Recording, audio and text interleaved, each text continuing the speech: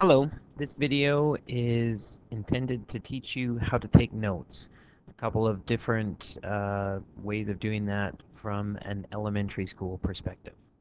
My name is Mr. McLeod and I teach at South Kelowna Elementary, and the reason that I'm doing this video right now is because my class is currently working on a Heritage Fair project. So, I am going to start with a particular format of taking notes called Cornell Notes. This web page here has a little bit of information about it. The idea is to divide your paper into three sections. There's this section here, this section here, and this section here. You can do that by drawing three lines, a line across the top, a line down vertically down the page, but not in the middle, farther to the left than in the middle, and then another line at the bottom of the page, and the vertical line and the bottom horizontal line create a T at the bottom so that there is an undivided space at the bottom of your page. The idea then is to put a title with your name and the date at the very top. And then in the left-hand smaller section, you put your key points or your main ideas. And then you add details and explanations about those key points or main ideas in the larger area to the right. Then you can review and clarify and pull out main ideas or a summary down at the very bottom in the space at the bottom. So that is one way of looking at Cornell Notes. This is another way that's a little more complicated. And this is perhaps a little more sophisticated than what I'm needing to get at for right now. But the idea is that the Q column has main or key ideas. The note-taking column has details and explanations. And at the bottom is a summary. So this is the Cornell note system. I've created a Word document that has the sections that you need. So instead of just having the simple lines, I've created a table. You'd put your topic at the top. Your main ideas would go in this column on the left. Details and explanations would go in the box or the column on the boxes or the column on the right. And then down at the bottom, if you can pull out a summary or some really main ideas that summarize the learning that you have taken from the notes that you've created. So I'm going to put this off to the side for now. And what I'm going to do is I'm going to give an example of how to use the Cornell note-taking system to take some notes. So I am going to pretend that I am going to make some notes about the Haida. So I need to find a website. I've gone to my links page on my website, and I am going to see if I can find something about the Haida people here. So there are all sorts of different links here. Um, let's see if I can find one about the Haida. Here we go, the Haida, Children of Eagle and Raven. So I'll click on that link. It'll open up in a new page, a new tab on my internet browser. It's just taking a moment to load, and it says that it's not available. That is kind of unfortunate. Well, let's go back and see if I can find a different page about the Haida. So that's that one. I am going to see if I can find one here. So this is an archived page that the Government of Canada no longer updates, but it's got plenty of good information. So it's got information about some different groups. It's called the Kids Site of Canadian Settlement, and here, the Haida right here. So I'll click on that, open up a page about the Haida. So it has some different headings. There's information about history, daily life, culture, and references. I am going to click on daily life. So the way of life of the Haida. It's got some information. It's got information about food. Obviously, I'm not going to read the whole thing right now for these purposes. It's got information about shelter. It's got information about clothing.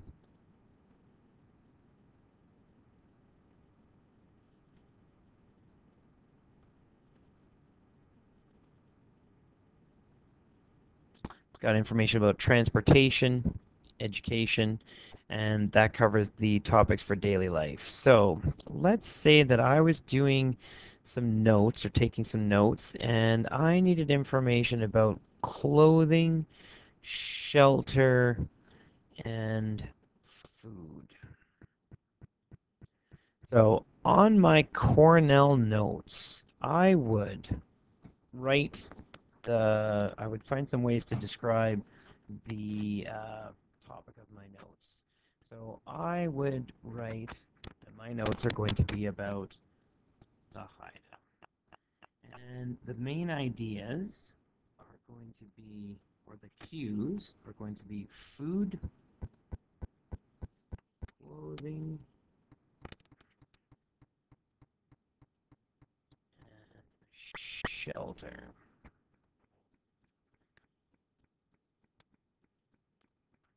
So I would put those three headings in the main ideas or the cues column.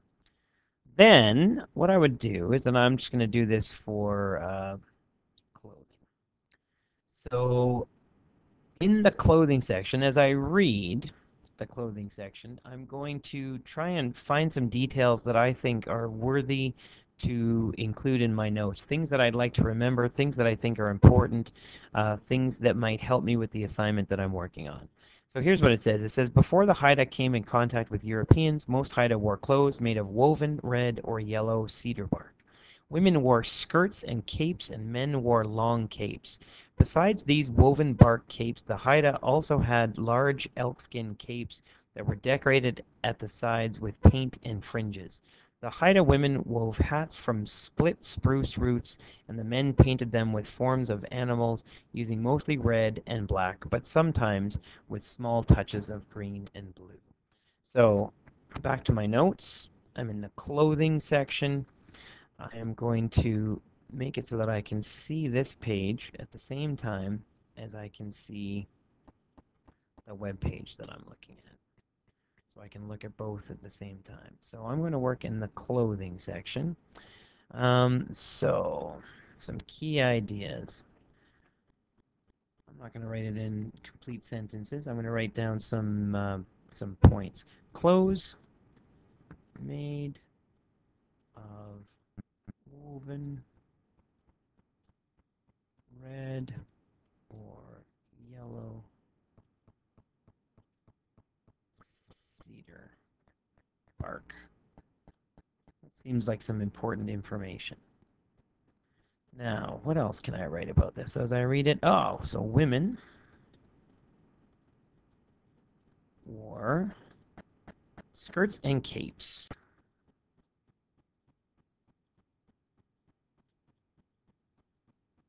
And men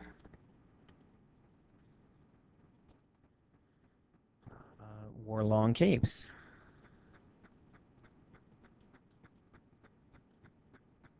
Oops, that's not supposed to say and, that's supposed to say men.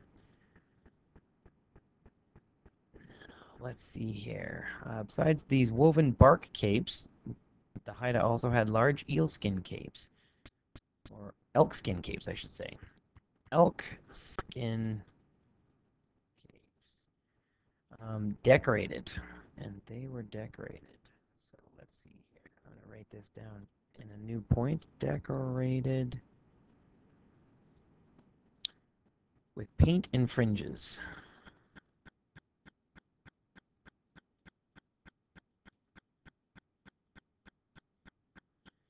And men painted them with forms of animals. So I'll write down painted with forms of animals. Using mostly red and black, but sometimes with small touches of green and blue. I don't know that I need the details about the color, but in order to remember that I have got this information from this website, what I'm going to do is, since I'm making my notes in a Word document, I'm just going to copy the URL of this website, and I am going to put that somewhere on this page. So let's see here. I got this information.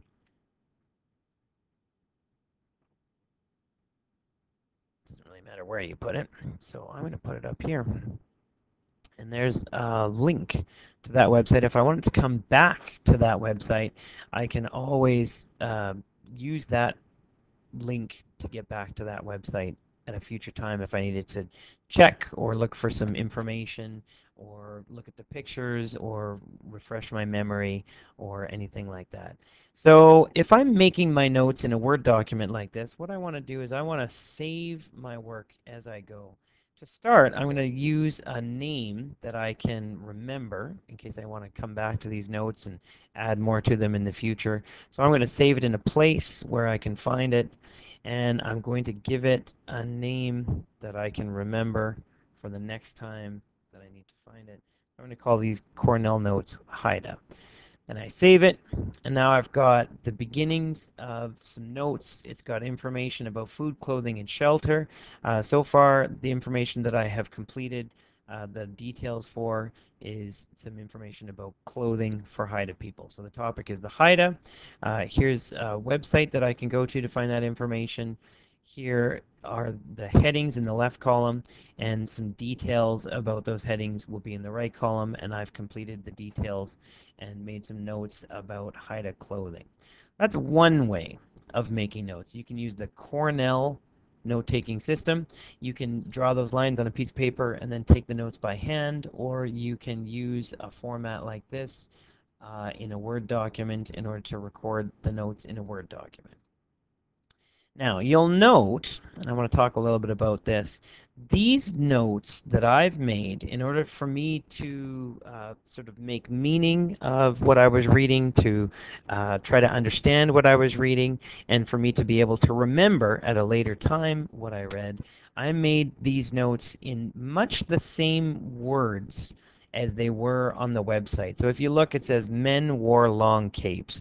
And if I go back to this website here, I can find the men wore long capes, those exact words on the website. So I'm copying straight from the website. That's okay when you're making notes, because I'm not claiming that these notes are my original work. But when it comes time to take these notes and write some paragraphs for an assignment, I then need to take this information that I've read about and that I've made notes about, and I need to put it into my own words. So at the time that I'm writing paragraphs or a report or a PowerPoint presentation or anything like that that I'm going to use for an assignment, I need to take the words of others, and I need to take my understanding of that, and I need to put it into my own words. I can't use the words of others or the exact sentences or phrases that I've read in books or that I've read on websites, because that's called plagiarism. And so the key idea is that you take your notes, which can be fairly faithful to what you've read, and you put them into your own words in order to create your own assignment. So that's one way of doing notes. Another way of doing notes using a Word document is to start with a blank document. And then, if you would like, you can go to this website, and if you just really want information about shelter that is on this website, you can take this information about shelter and you can block it out, select it, and then copy it, and then go into your document, and you can find the spot where you want to put that, and you can right click, and then you can paste. And now I've got that information that is exactly from the website. There's no need for me to retype it. There's no need for me to worry about taking the time to type it, worry about spelling. I can just copy and paste it. Once again, this can't be used for an assignment. This is just to record the information for my own use if I wanted to have this as a resource to look at when I'm creating my own paragraphs later on. Now, another thing that you can do, let's say that, I'm just going to see if I can make this website available because it's a a pretty good one if it's available now. Here we are. Let's say that you were creating a PowerPoint and you wanted to put some images in your PowerPoint. And you were doing some research about the Haida. There's information about Haida villages, the people in the land, and Haida art. And you found some images that you wanted to put into your PowerPoint. This page is taking a while to load, so I'm actually going to use a different one. Here is a map that I can use of First Nations in BC.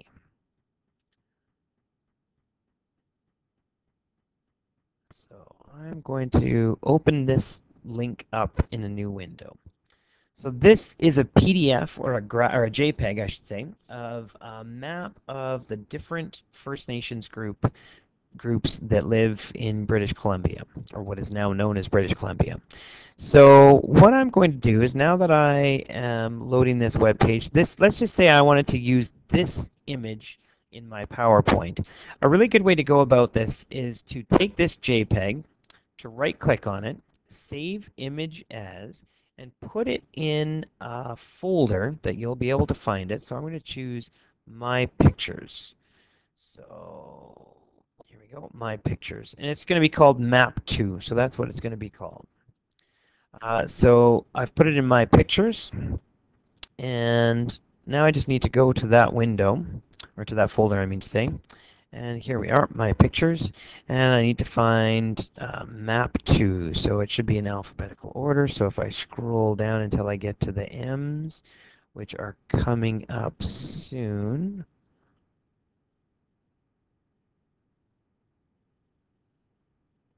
Oh, here we go, Map 2. It's down at the bottom because it's a new download.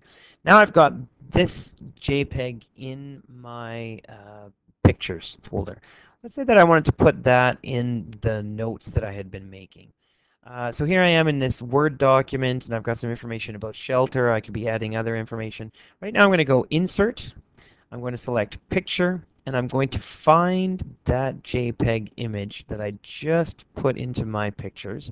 And here it is. It's called Map 2. I'm going to double click on it, and now it's in my notes. So I've got some notes with some text from a source of information, and I've got a graphic or a picture from another source of information. And now I'm starting to make these notes my own. If I wanted to make a PowerPoint, I've got the picture, the JPEG image in my in my Pictures, which is a folder in my Documents folder. It's on my computer. When I've got PowerPoint open, I can just open up that picture and I can put it into the PowerPoint or insert it into the PowerPoint.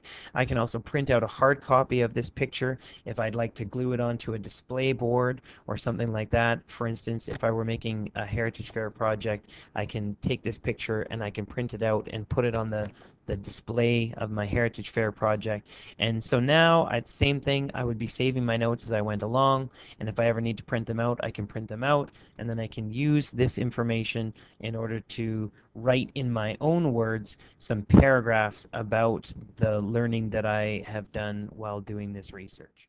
So you can make notes in handwriting or in printing on a piece of paper by just summarizing the things that you read about while you're doing your research. You can make notes by copying and pasting information into a Word document.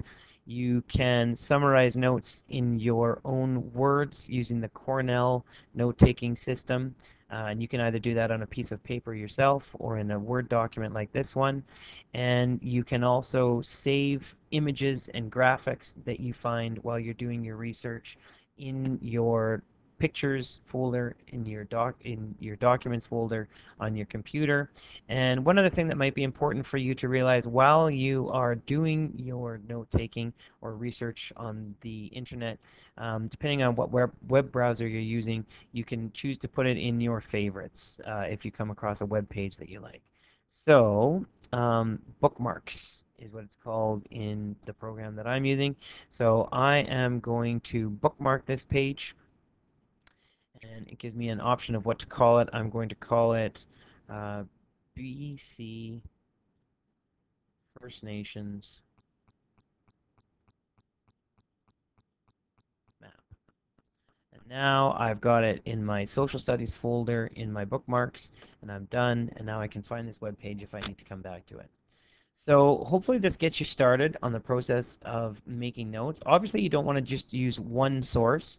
So I used this website to get some information about Haida, and now this website has loaded while I was showing you some other things, and I can use this information to get some information about Haida people, or I can use the information on this website to get some information about Haida people, and I can add that to my notes, and I would then record the place the URL for this website so that I could remember to come back to this website if I need to come back to it at a later time to get images, to check my information, or to get more information if I find later on that I want to find more detailed information in terms of completing my research. So thank you for paying attention, and I hope that this gets you started on being able to make some effective notes to help with assignments in school.